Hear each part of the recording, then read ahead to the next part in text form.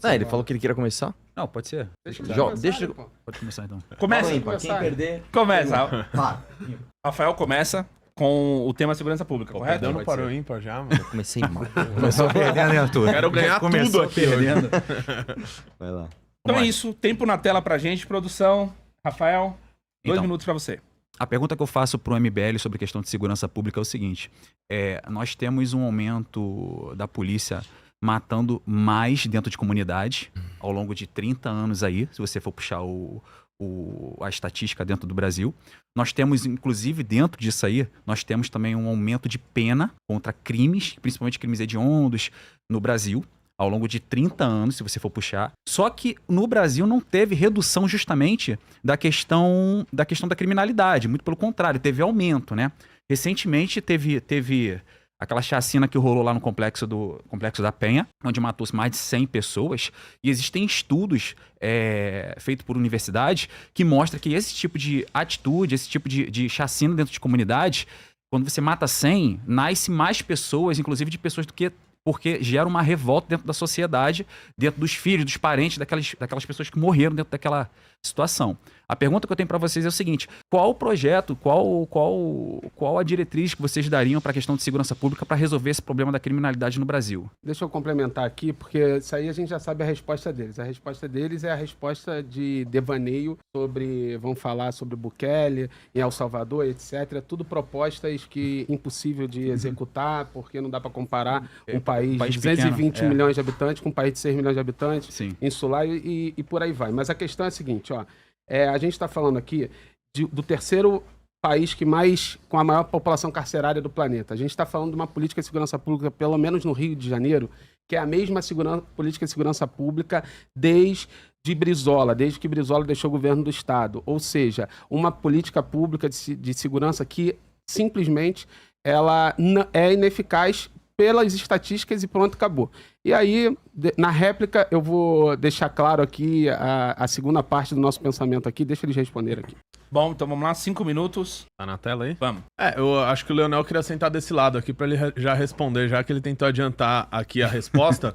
Mas eu acho que se a gente tá falando de segurança pública, a gente tem que falar do maior case de segurança pública do mundo hoje, que é El Salvador. Não adianta dar risada, porque os números provam isso. Era o país mais perigoso do mundo, né? Tinha uma taxa de homicídio de mais de 103 a cada 100 mil habitantes e foi reduzido em mais de 98, 99%. Só deixa eu terminar aqui e depois você falar na sua vez. Tentou comparar El Salvador com nazismo, né? Esse é o nível da esquerda. Bom, mas pra eles também o Alckmin era nazista, né? Um tempo atrás. Então qualquer coisa vale a comparação com o nazismo. El Salvador fez uma receita que é simples. Eu tive inclusive a oportunidade de ir para El Salvador 2 vezes. Fiz uma pergunta pro presidente Bukele do que poderia ser aplicado do modelo salvadorenho no Brasil. E ele, em partes, ele me respondeu algo similar ao que você tentou adiantar. De que El Salvador é um país muito pequeno, de 6, 7 milhões de habitantes, né? Mais de 1 milhão de pessoas saíram daquele país por causa da criminalidade e que o Brasil ele tem que criar soluções próprias. Mas isso não faz com que a gente, por exemplo, não possa olhar para o bom exemplo e para as boas medidas que foram feitas lá. Aqui no Brasil a gente tem uma taxa de resolução de homicídios de mais ou menos 30%. Ou seja, 70% dos homicídios que ocorrem no Brasil, a gente sequer acha a pessoa que cometeu um homicídio. A média da OCDE é de 65% nesse número. A média em El Salvador de resolução de homicídio é de 98%, 99%. Ou seja, todo criminoso que comete um homicídio, ele é encontrado e ele é punido. Aqui no Brasil não. Ou seja, esse papo de que o Brasil tem uma grande população carcerária é uma balela, porque a maioria dos crimes no Brasil não são resolvidos. Então não tem como a gente falar que o Brasil tá indo no caminho certo, sendo que a maioria dos crimes a gente sequer acha o autor. Então como que o Brasil tem uma grande população carcerária? Pelo contrário, o Brasil tá faltando gente ser presa. E os números mostram isso. Então, o modelo salvadorenho, sim, é um modelo que a gente pode olhar as boas experiências e aplicar o que importa aqui no Brasil. Desculpa, Rafael, né? Você falou assim, diversos estudos, né, mostram. Primeiro assim, você tá falando de estudos de que quando você tira uma liderança criminosa, a violência aumenta. Isso acontece porque é o seguinte: quando você tira a liderança, há espaço, a disputa de poder entre as próprias facções. Foi o que aconteceu no México várias e várias vezes. Por isso que a gente defende justamente você fazer medidas que vão sublimar o crime em todas as instâncias, de uma vez. Não adianta você ir lá e pontualmente fazer um negócio aqui ou fazer outro ali. A gente defende uma ação continuada para combater o crime, inclusive mudança no Código Penal. O vereador citou aqui que, na verdade, a gente tem... Alguém citou aqui que a gente tem poucas pessoas presas e que isso, na verdade, não funciona. Eu vi seu debate, inclusive, com o Pimentel, né? Onde vocês divergiram bastante nisso. E eu discordo de você no seguinte sentido, cara. A repressão, ela é fundamental para você mudar o sistema de incentivos, né? Você citou que o El Salvador não é um país que deve ser usado como modelo, mas eu discordo. Se você pegar, por exemplo, Estados Unidos, se você pegar estudos na Itália, eu tenho um estudo aqui que mostra que justamente a progressão de regime foi algo absolutamente terrível para a segurança pública, ou você pode pegar o nosso próprio caso aqui em São Paulo. Tem um estudo do Perry Chiquida que ele mostra que mais de 90% das pessoas encarceradas aqui no Brasil, né, aqui em São Paulo, perdão, eles responderam que se eles tivessem certeza da punição, eles jamais cometeriam um crime. Mais do que isso, mais de 85% dessas pessoas também disseram que eles não precisavam cometer o crime que eles cometeram. Eles cometeram por causa de uma decisão econômica. Então, a partir do momento que você não tem o freio moral, e é todo esse papo que vocês adoram, educação, não sei o que lá, beleza. Quando você não tem esse freio, e o Brasil é um país que não tem esse freio, uma vez que você tem abandono parental, baixíssimos índices de educação, que inclusive o Lula tirou dinheiro da educação para aumentar dinheiro de emenda parlamentar, você pode me refutar se eu estiver falando alguma mentira aqui. Quando você não tem esse freio moral, você precisa do elemento de repressão. Ninguém aqui é sádico, ninguém aqui quer torturar bandido por diversão. Só que o lance é o seguinte, cara, se você não tem o freio moral, você precisa do freio de repressão, né? Isso é uma coisa meio óbvia e todos os estudos, todos que eu vi nesse sentido, inclusive de ONGs de esquerda, mostram o mesmo direcionamento. Sem repressão, você simplesmente não resolve criminalidade. Acabou? Opa, me empresta esses 44 segundos aí, Arthur. Vamos lá, troca aí. Deixa eu te falar, olha aqui. Deixa eu riscar o chão aqui e explicar para quem está nos ouvindo a grande diferença do posicionamento sobre segurança pública da esquerda com o falso moralismo do MBL, do Partido Missão. É o seguinte, a gente entende que a segurança pública, pasme o que eu vou falar aqui, não é um problema, é uma consequência do problema. Parte desse preceito. Eles acham que é o problema. Se você entender a segurança pública como o problema, é óbvio que se você escalonar a violência, você vai ficar enxugando o gelo, temporariamente vai diminuir, repressão mais repressão.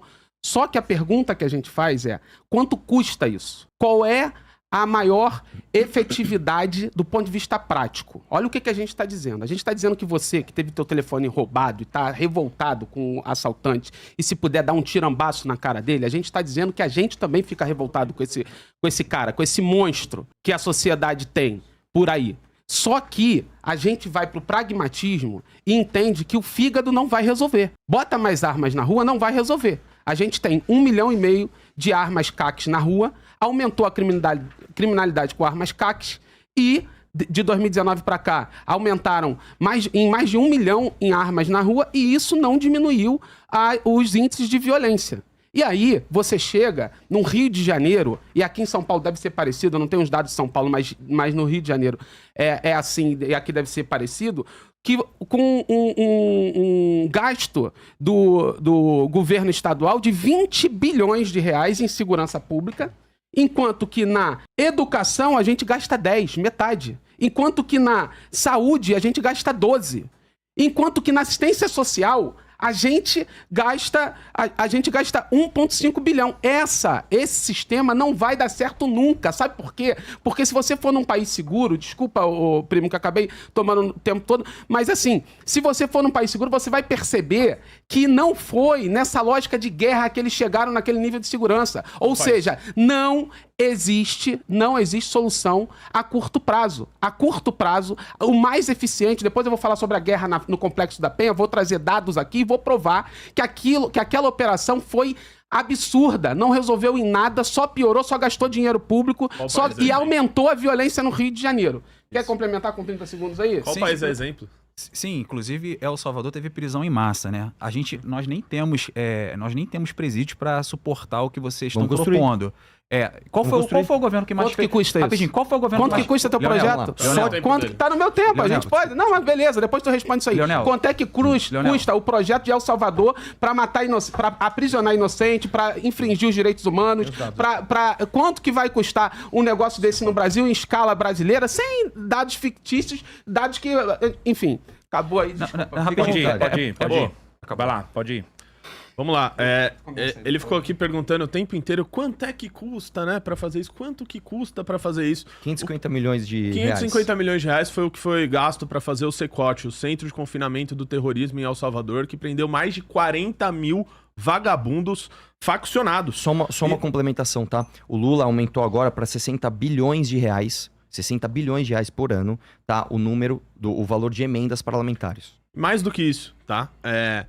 Se não há presídio suficiente, eu concordo com isso, que se construa mais. Eu defendo que se construam mais presídios e que coloquem mais vagabundos na cadeia. A sociedade vai agradecer, eu não tenho dúvida nenhuma disso. E sobre o custo de El Salvador, ô Leonel, que você perguntou quanto custa, etc. El Salvador colocou vagabundo pra trabalhar. Lá tem um programa que chama Ócio Zero. Vagabundo, criminoso, de menor potencial ofensivo, esse tem o direito até de ser ressocializado. Ele vai lá e trabalha a favor do Estado pra ele poder devolver à sociedade aquilo que ele roubou de outra pessoa. Então as pessoas passaram a trabalhar, limpar ruas, praias, a fazer equipamentos dentro da prisão, e aquilo fez com que o sistema de El Salvador, carcerário, se tornasse autossustentável, porque o próprio preso, ele banca a sua estadia na cadeia. Inclusive, El Salvador tá vendendo vaga de presídio para outros países, vendeu para os Estados Unidos. Ou seja, é um sistema autossustentável. Essa desculpinha que você deu aqui de, mas quanto custa, né? Pode ser caro. O que é caro é o custo da criminalidade no Brasil, de você roubar, de você tirar algo das outras pessoas e de você fazer com que o país, você tenha que gastar coisas como, por exemplo, com blindagem de carro, com grade, com um monte de coisa que não faz sentido. Aqui em São Paulo tem gente que anda com o celular do bandido. Esse é o custo da criminalidade. Então, aqui a decisão é muito simples. Eu prefiro que se invista mais em segurança pública, que se gaste mais em segurança pública, porque a gente vive um estado de guerra. 25% do nosso território tá dominado pelas facções criminosas. Ô, Leonel, só pra terminar aqui, cara, quando você vier debater com a gente, não adianta se apegar em jargão, né? O grande jargão da esquerda é falar que é o seguinte: não, existe uma dicotomia que ou você investe em educação ou você investe em segurança. Isso não é verdade, né? Mesmo porque, se a gente for ouvir o próprio presidente que se apoia, ele está investindo menos em educação e mais em emenda parlamentar. O Lula está literalmente tirando o dinheiro das escolas para dar para deputado do Centrão pintar quadra. Isso não é minha opinião, cara. Isso é factual. Tá? Esse é o primeiro ponto. Ele não tem outra opção. Quem aprova é o Congresso, você sabe disso, cara. Tadinho dele. Ele não tinha como, Quem pessoal. É que tá freando as emendas parlamentares? Não, Dino. O Partido dos Trabalhadores é contra as emendas parlamentares, pessoal, cara. São contra e aumentaram. Na campanha, sou contra o orçamento secreto e o sigilo. Chega na realidade, sigilo em tudo e emenda. Quem foi o único que bateu de frente com as emendas? Se não foi o Flávio Dino? Você tá igual Foi o Flávio Dino ou não foi? Então, peraí. O Flávio Dino ou não foi? Fala isso agora. Não adianta rir, filho. Foi o Flávio Dino ou não foi? Não adianta rir. Que bateu de frente o quê? Agora que no mais STF, bateu de frente com as emendas? Agora Quem é o inimigo número um do Centrão com as emendas? Ele como ministro do Supremo, você frequenta Brasília. Ele como ministro do Supremo, quantas vezes você foi em Brasília, você escutou dos deputados do Centrão? Todo mundo pistola, como você gosta de dizer, pistola com o Flávio Dino. Quantas vezes? Calma lá, deixa eu só entender. Você está justificando que o Lula teve que aumentar a emenda. Eu tô dizendo que o Lula é contra as emendas. Aí o Dino lá no STF resolveu? Essa é a grande jogada de vocês, Não, o que eu tô dizendo é que o bicho, Lula... fica difícil também. Calma aí, fica difícil não, cara. Olha só, vamos trabalhar com a realidade? Vamos lá. Tá bom, fala aí o teu tempo. Vamos lá. Não, mas eu nem reclamo disso. É que acabou o argumento dele. Mas só pra terminar aqui, por que eu tô falando de falsa dicotomia, cara? Você tá colocando isso, você coloca como se resolver a segurança pública fosse uma questão moralista. Não é, cara. Isso é bem pragmático. Eu citei um estudo pra você, né, que mostram números. Né? Isso não é, moralmente... Eu não citei os números aqui, cara, mas que o gasto... Calma. Quanto é que custa um preso no Brasil? Eu não estou acusando você de ser moralista. Quanto é que custa um preso no Brasil? R$3.000 em média.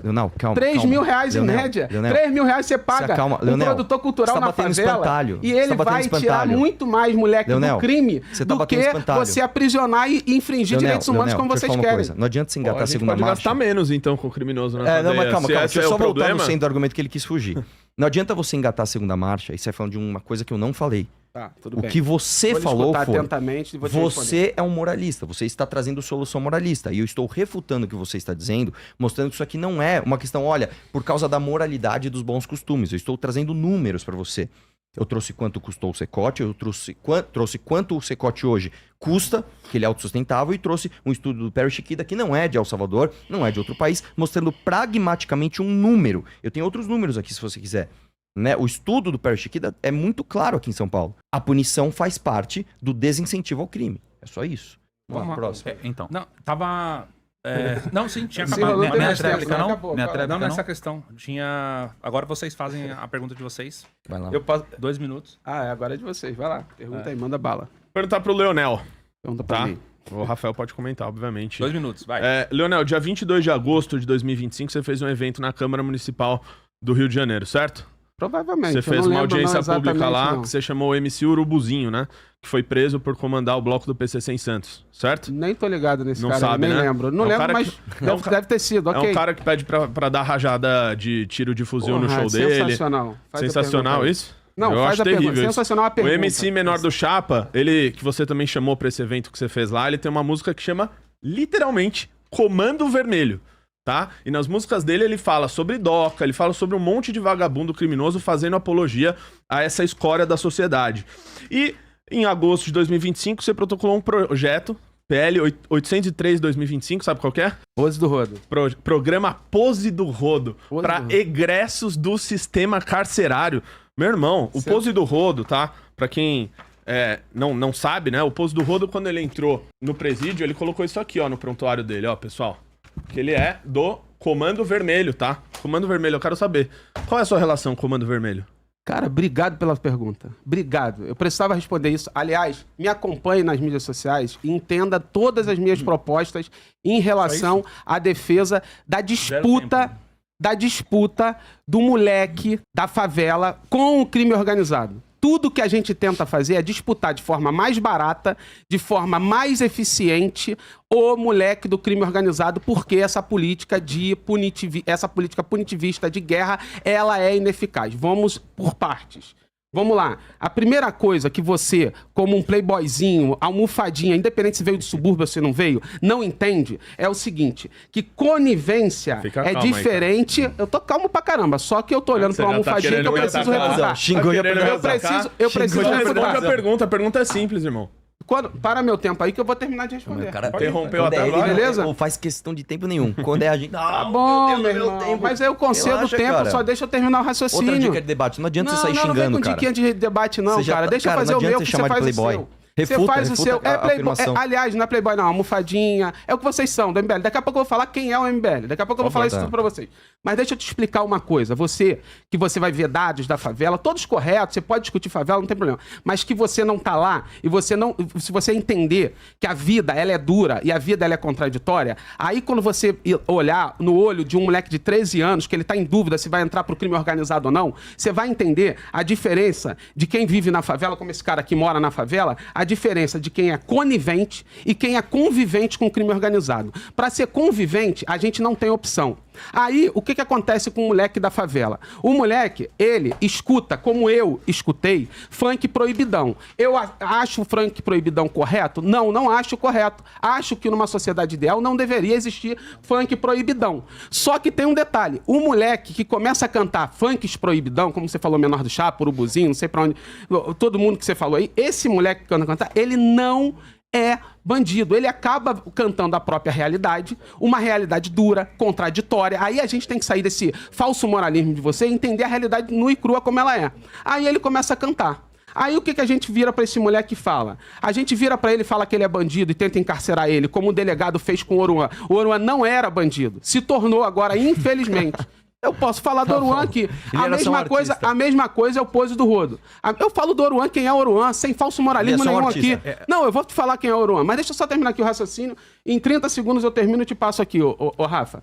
Vamos lá. Quem é o Pose do Rodo? O moleque saiu do crime. Saiu do crime e virou artista.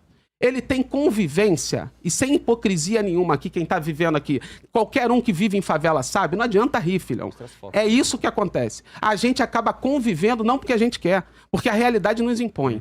Então, você conhece um cara que infelizmente entrou pro crime. Sabe o que eu falo pra cada cara que eu conheci na minha infância e virou pro crime? Eu falo dentro da favela pra ele, meu irmão, meu sonho é que tu saia dessa porra. Saia dessa merda, que isso não vai te dar vida. Aí você vira e fala que encarcerar ele, dá tiro na cara dele, coisa e tal, vai fazer ele sair do crime. Tu não entende nada de favela. Os moleques estão cheios de ódio, cara. Os moleques já têm pena de morte, já existe pena de morte pra esse moleque. O moleque, quando entra no crime com 13 anos de idade, ele já sabe que ele não vai passar dos 25. E se... Tá bom. E ele não vai passar dos 25, ou seja, ele tem grandes... Mesmo assim, ele tá cheio de ódio no coração e vai cometer o crime. E aí, o que é a política de Estado que deve ser implementada? É chegar lá, gastar muito mais dinheiro, punindo e cada vez enxugando mais gelo num escalonamento da guerra? Ou a gente gasta muito menos disputando esse moleque na base? A curto prazo, a médio prazo. Eu só fazer a pergunta pra vocês. Vocês convivem em comunidade? Eu não moro em comunidade. Mas já morou, já Não, eu conviveu, nunca morei em frequenta comunidade. comunidade? Você frequenta? Eu não vivo em comunidade, mas eu você entra convivo em muito com comunidade. Você convive próximo Convivo de... muito, próximo. Já conviveu próximo? Sim, eu tive empresa durante mais de 10 anos, Dentro de quase comunidade? dentro de uma comunidade. Praticamente dentro, meus funcionários eram todos de comunidade. É porque existem comunidades e comunidade, né? O próprio Rio de Janeiro... Vamos lá, você tentou meter um argumento de autoridade, não deu certo. Vai pra outra, vai lá. Isso aí que você tá fazendo é uma tática muito coach que você tá fazendo. É porque existem comunidades, assim, existe comunidade. Meteu um argumento de autoridade, não deu, vai lá. O próprio Rio de Janeiro existe comunidades que são muito difíceis de convivência e existem outras que são mais fáceis, né? Mas assim, quem convive dentro de uma comunidade é o que ele falou, não é conivente. A gente é obrigado a conviver Qual com comunidade isso. você veio? Não vou ficar falando aqui a comunidade que eu moro lá, senão vai dar problema que eu sou do Rio de Janeiro. Entendi. Entendeu? Você não veio da comunidade, vai lá. Eu moro dentro da comunidade. Tá bom. Atualmente eu moro dentro da comunidade. A tua é barra pesada, então? Então vou falar um negócio eu pra você. Qual foi a aprovação? Qual foi a aprovação dentro da tua comunidade da Operação no Rio? Deixa eu só concluir rapidinho. Deixa eu só concluir desculpa rapidinho. É porque, cara, segurança pública não começa no camburão. Ela começa na educação. Você pega esse mesmo jovem que hoje está dentro de uma comunidade com uma arma na mão, esse mesmo jovem, se ele nascesse num país que fosse desenvolvido, ele não estaria com uma arma na mão.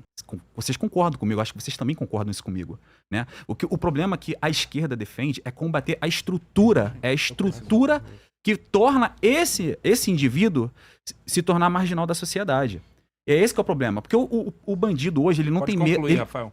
O bandido hoje, ele não tem medo de aumentar a pena, ele tem medo de ser pego. E, inclusive, no Brasil, infelizmente, a lei da impunidade funciona. Vamos lá. Tempo na tela para Renato Batista e Arthur Duval. Pra começar, o bandido ele tem medo de aumento de pena, sim. É isso que mostra o estudo do Pério Chiquida com gente que tava com detentos em São Paulo. Os caras falando que se a pena fosse mais alta, eles não teriam cometido depois crime, de ser pego, inclusive, né? Depois de ser pego, inclusive sobre pena de morte, né? Que o Leonel falou aqui. Essa maior causada que tu contou nesse... O maior caô desse podcast até agora foi esse aí.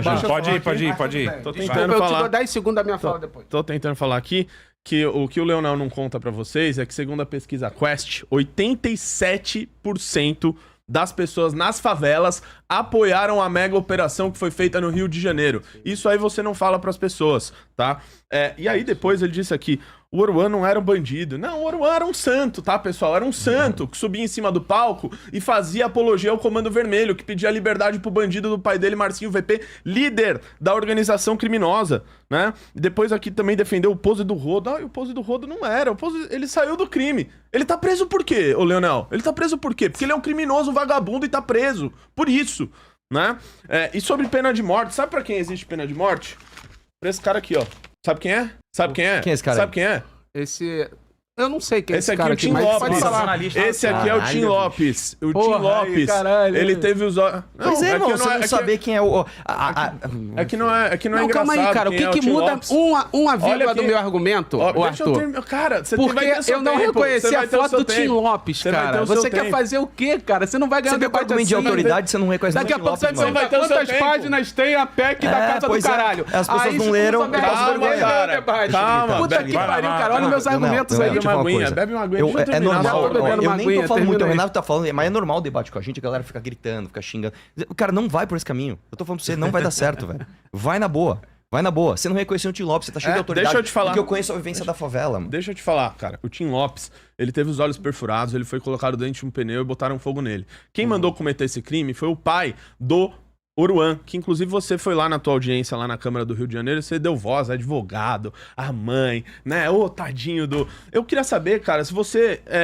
No dia 18 de agosto de 2025, a Esther Barroso Santos, ela foi espancada até a morte, né, pelo Bruno Silva Loureiro, né, que era o conhecido como coronel, né, chefe do Muquiço.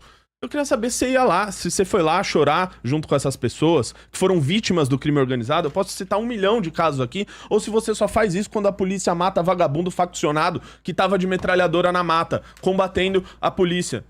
Você fez do outro lado? Não, né? Você só faz pra esse lado. Então por isso que a minha pergunta é que tu não respondeu, velho. Como que você só faz audiência pública pra homenagear vagabundo faccionado dentro da Câmara Municipal do Rio de Janeiro? Você já fez alguma coisa aqui pra vítima, pra gente que foi vítima do Comando Vermelho, das facções, do PCC? Não, você chama a gente que foi presa por apologia à facção criminosa pra falar do teu ladinho como se fosse inocente anjinho, cara.